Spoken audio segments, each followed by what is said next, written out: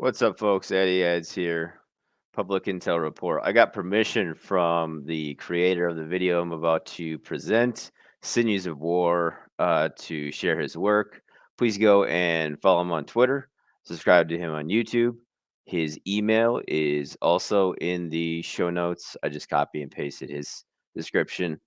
And if you want to support my work, you can do so at buymeacoffee.com/AddieAds. But please go and support the creator of this. It's a piece called Dark Origins, Jared Kushner. And I want to make it clear this is any commentary is his, as is investigative research. So well done on Cities of War. And here you go, Dark Origins, Jared Kushner, Part 1.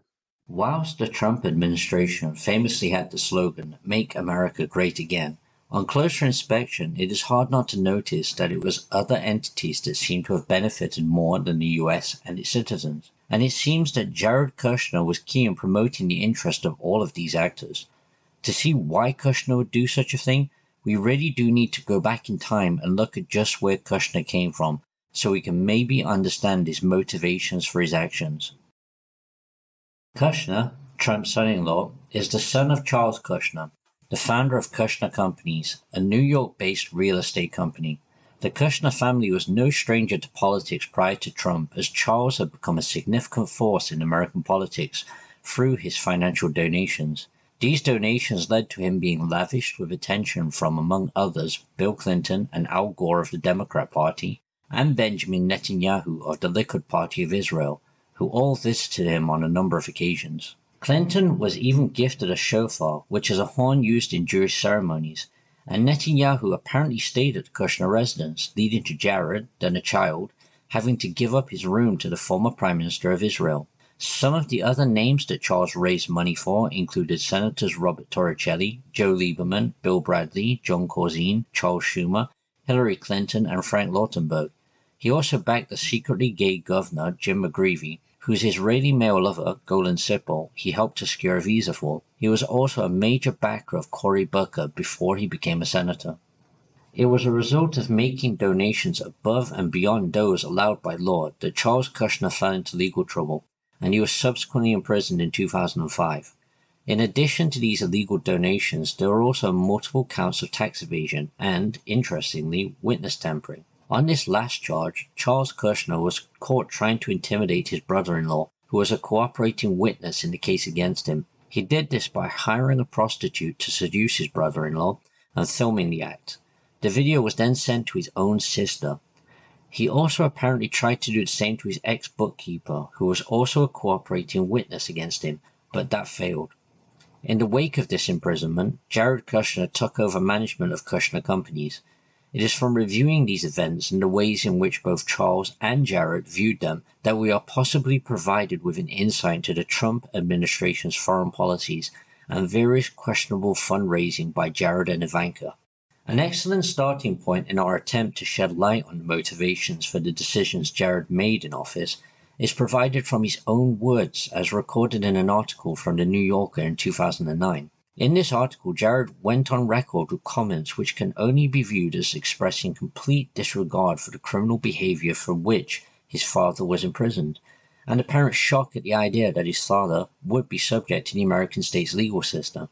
This is compounded by his apparent confusion around the idea that recording sexual blackmail against a witness could even be illegal.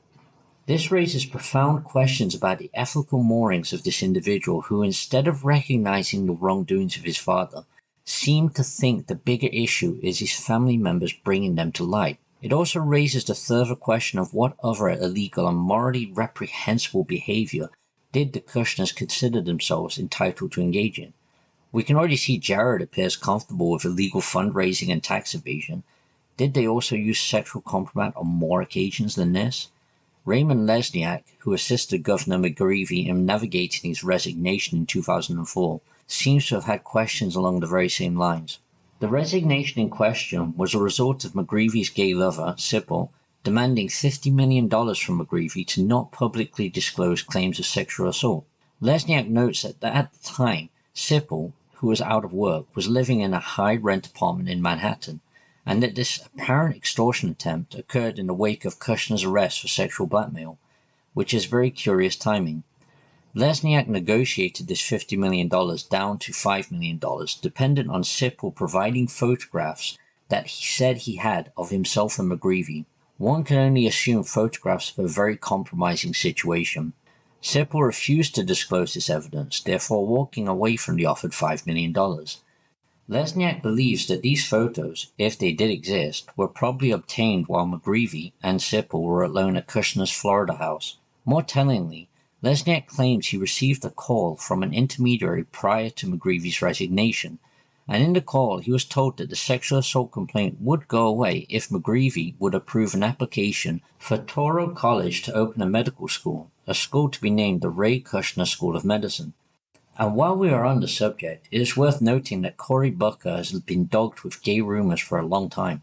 Is this indicative of a pattern of behavior? Was he a target of this kind of scheme?